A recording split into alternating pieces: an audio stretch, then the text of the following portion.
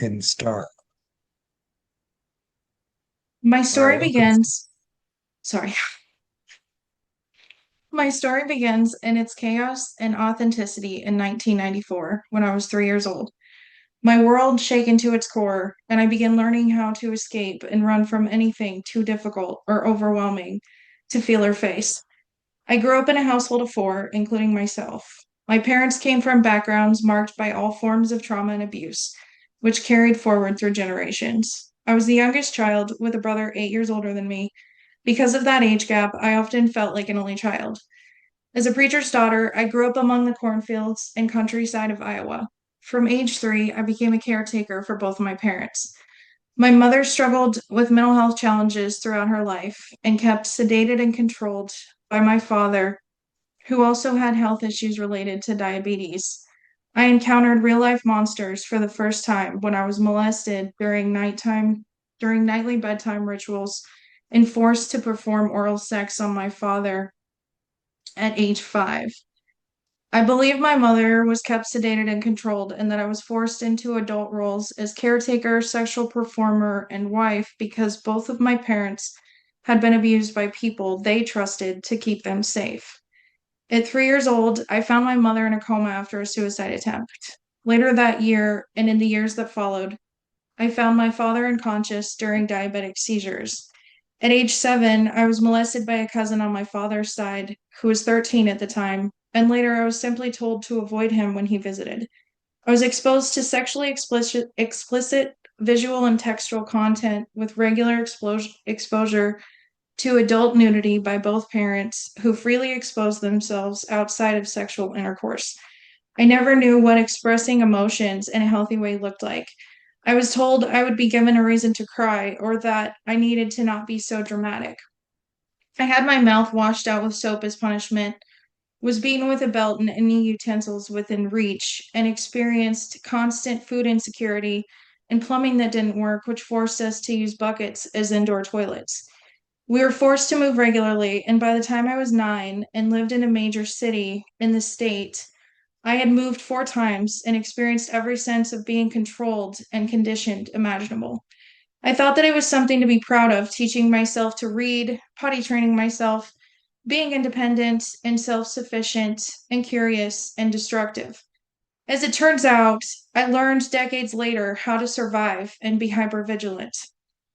I lived in the shadow of my elder brother and was loathed and annoyed by my dad's entire family, and later, upon meeting my mom's side of the family as well. I never fit anywhere. I was always too much and never enough at the same time. Compared to everyone and everything else, that was and compared to everyone and everything else that was better than I was. By the time I was raped at age 14 from an 18-year-old that was part of the crew I ran around with, during the start of my drinking career, I had been in intimate partner violence relationships from age 9, and my parents separated and divorced. And in the spring of 2005, the judge told my mom and dad that one of them had to take me, and it didn't matter that neither one of them wanted me, and I was a mistake. According to my mom at age 11, when I was molested by a cousin on her family's side, I became brilliant at staying silenced and submitting to the toy and object that everyone wanted to play with until they were bored or I was used up. I got jumped by a group of kids I was using and drinking with during the summer of 2005 and was told by the local police that I could have gotten away from the mob of teenagers I was thrown back into for more beating when I physically tried to run through people's legs to get out. I was homeschooled until age 9 when we started living in Des Moines, and by age 14, I barely stayed in one school long enough to stay for a yearbook photo while being bullied by kids of the same and opposite sex daily and physically harmed no matter where I went. I started jumping in front of cars at age 9 because I thought I had lived enough trauma to last a lifetime and had enough. Once I was raped at 14, I couldn't stand being in my own skin and went 3 days without showering or speaking and eating. I lived with my mom full time after age 13, and she was busy locking herself in closets and car trunks before that and having inpatient psychiatric hospitalizations, battling her own demons to show up for me. I started selling pills, stealing bottles of alcohol from Walmarts, doing gas runs, and driving as the getaway while using and drinking with people aged 14 to 21 who were my party people. I stole Coricidin cough and cold medicine to trip balls off of and had lost my virginity right before I was raped and went on to wear nothing but baggy and layered clothes with no makeup, and hoodies were my favorite.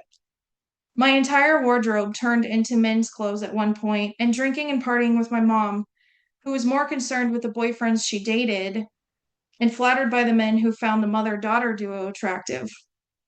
I got pregnant at 14 and miscarried at 6 weeks. Within a month after I became pregnant, Within a month after I became pregnant for the second time. This was my first father of my children, who was 20 and in and out of jail and using methamphetamine. I gave birth to my first daughter during my second year of eighth grade.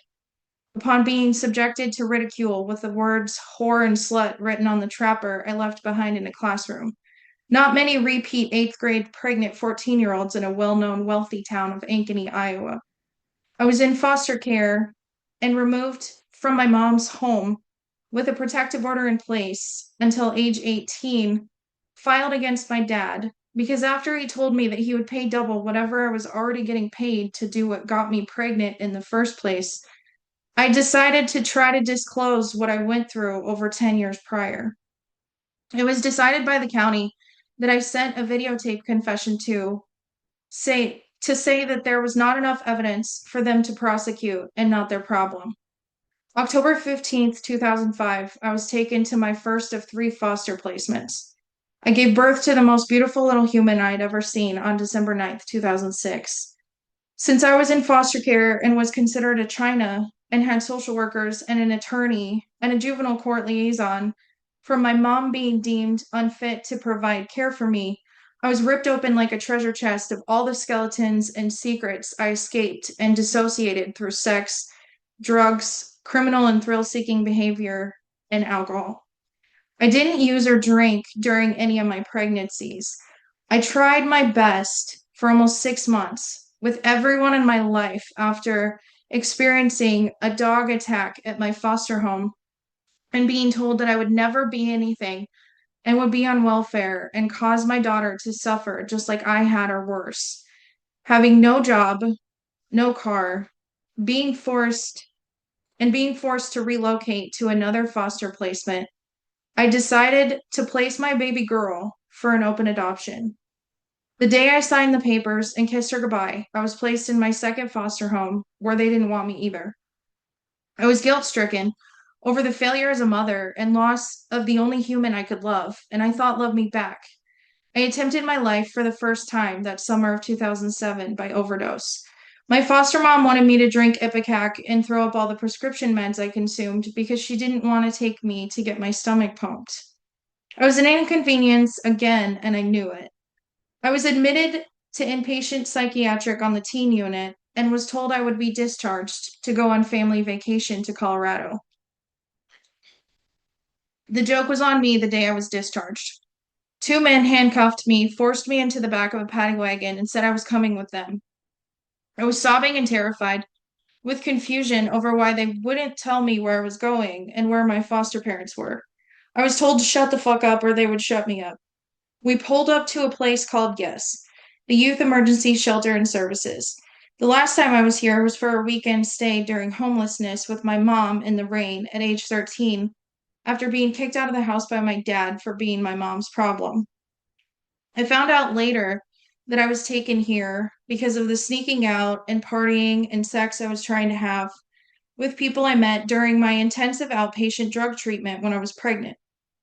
I was at the shelter for 3 months and got into a relationship with an almost 18-year-old I met at the shelter who raped me in the basement of his house with his little sister upstairs.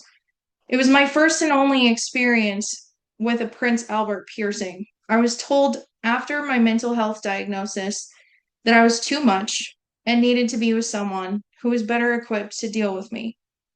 My last placement before aging out at 18 was the worst. It was a group home, and I was starving and felt unsafe with the three men who lived in the house that were two adopted sons and a brother of my foster mom.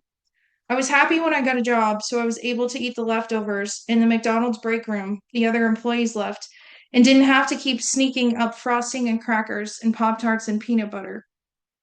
Plus, I could support my own cigarette and alcohol habit. I met the man who, at 24, while I was 17, would later become my first domestic violence marriage and divorce and second father of my children. I was forced into marriage for sake of a bastard grandchild and surprised no one questioned the heavy makeup and long sleeves during the summer heat. We experienced a flood in 2010, which is when I learned of my pregnancy. I didn't end up abused again until she was born. He was also the distributor and user of many illicit drugs and a white supremacist. Being as naive that I was for having lived through so much already, it made sense once I heard of his own upbringing. I met the third and last father of my two younger children during the separation of 2011 after my daughter was born on June 5th of 2011. This man was a member of the Aryan Brotherhood, and I wish I could say the most dangerous, but he was just as bad and terrifying as the marriage I was attempting to free myself from was. This man and his family were the next door neighbors and raised my daughter until I produced grandchildren for them in 2013 and 2014. I was bullied, ridiculed, shamed, and constantly judged by this person and his entire family for everything I did and spoke.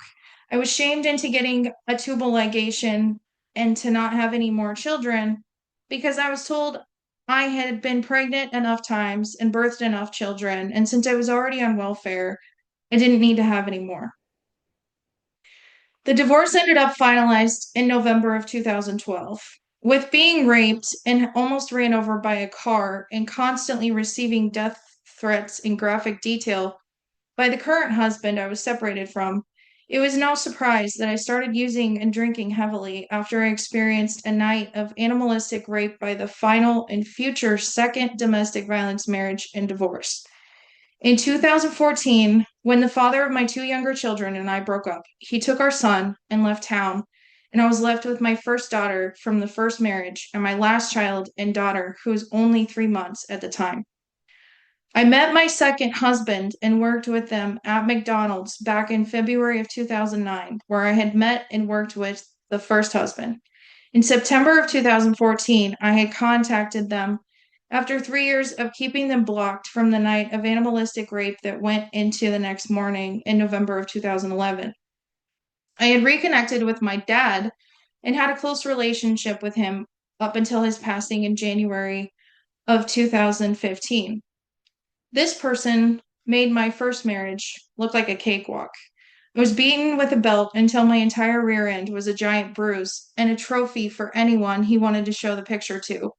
I was choked, beaten, urinated on, forced to eat food that was not palatable, and have it videoed as punishment for when I would do something that didn't satisfy him in a drunken and blacked out rage.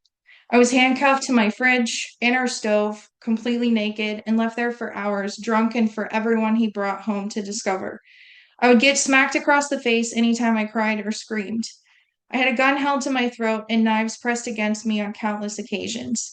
With this person being a sadomasochist, sexual brutality and torture was his pleasure.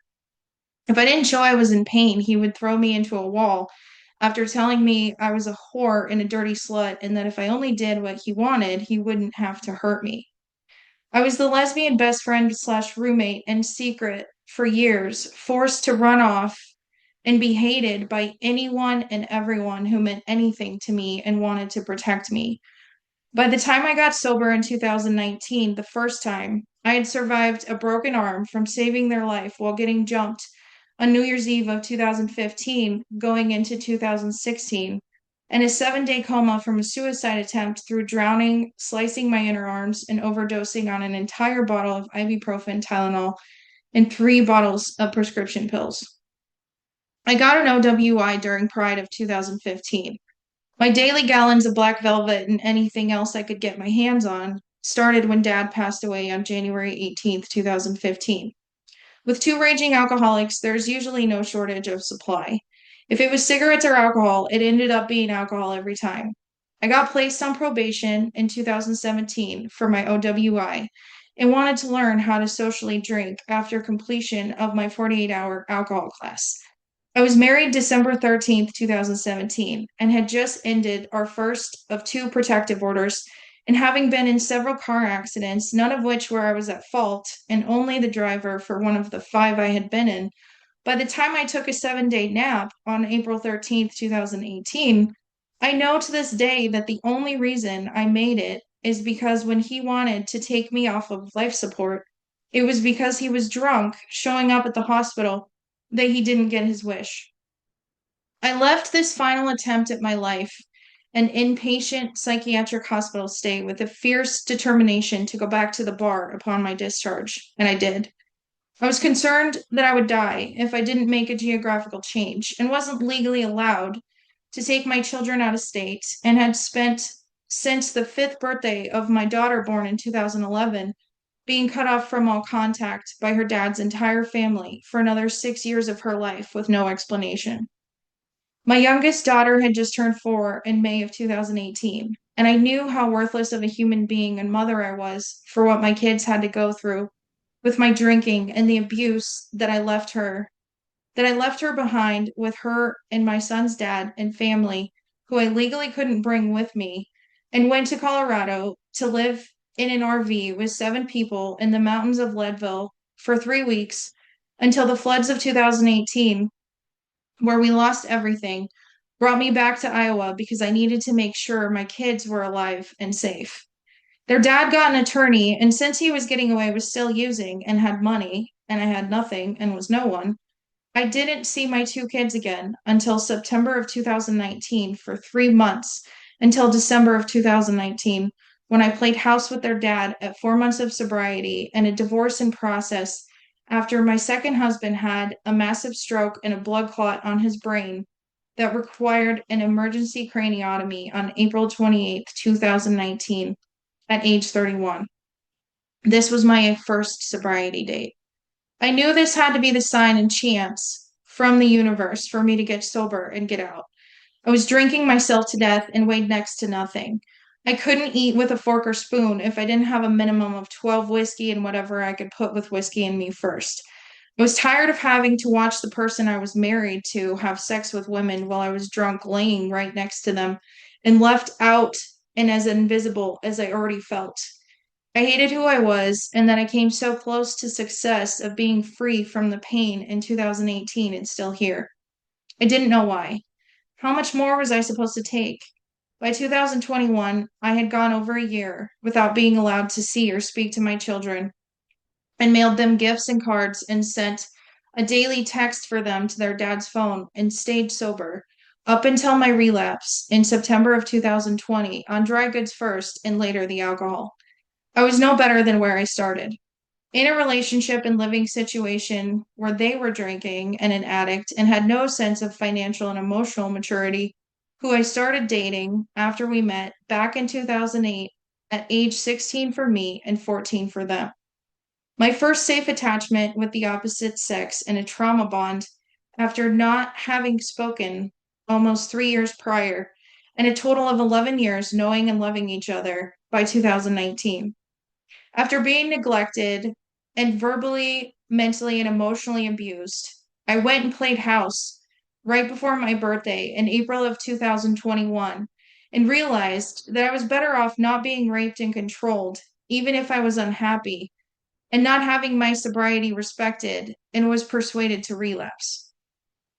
By August 28th, 2021, which was my final drink, and not even a drunk, I was living alone for the first time ever and worked as DJ for karaoke at a bar part time while working as a fact finding investigator for Iowa Workforce Development full time since July of 2020. We had a derecho that took place in August of 2020, another natural disaster, another traumatic experience. I was broken and had no idea who I was or what I wanted to be. I had my license for the first time ever at age 30 by 2021, with my first legally registered, solely owned vehicle a week later. Apart from my year of awards I received in 2010 and obtaining my GED, this was my proudest accomplishment. In February of 2021, almost an entire year prior, I had been seeing my youngest daughter at age 7, supervised at a facility every 2 weeks for 2 hours, having to get myself an hour away to see her. I didn't miss an entire visit for almost a year. Their dad allowed me to start seeing our son during Halloween of 2021, and I ended up with the two kids and their dad living with me because they were homeless by their dad's slumlord in his hometown, who had only given them 7 days to move out. In January of 2022, I started having both kids for weekends, and by March of 2022, the week of my final breakup and loss of my paternal grandma, in the same week, I experienced my final sexual assault by my two younger kids' dad and have been without sexual trauma for a little over 4 years after 28 years of various sexually predatory experiences, and I've lost count of how many there were, some being repeats. I've experienced food insecurity, housing displacement, financial instability, my own mental and physical health journey, all my kids being sexual assault survivors, and being present for my son's mental health journey and struggles since August of 2023. My youngest is on her own mental health journey as of Thanksgiving night of 2025, after my son experienced a male sexual assault in October of 2025 at the longer term mental facility after my mom's passing on September 16th of 2025. And my homelessness and fibromyalgia diagnosis in June of 2025, with 2 months during the summer of 2000, with over 2 months of homelessness during the summer of 2025. On June on June 11th, 2026, I am fighting to get disability, addressing all my mental and physical challenges, active in my recovery through being sponsoring others, having a home group, and being of service in whatever ways possible in and outside of these rooms. I don't have to drink and I don't have to use today. I'm still existing today and was able to tell you my story because I was meant to. I work on being the best me possible, and today I am present for my kids and love them more and prouder than I ever have. I am learning what living is supposed to be and no longer only surviving and anger. And with anger, I woke up to breathe and take up space. If anyone feels like all hope is lost and are newer to recovery and are a multifaceted box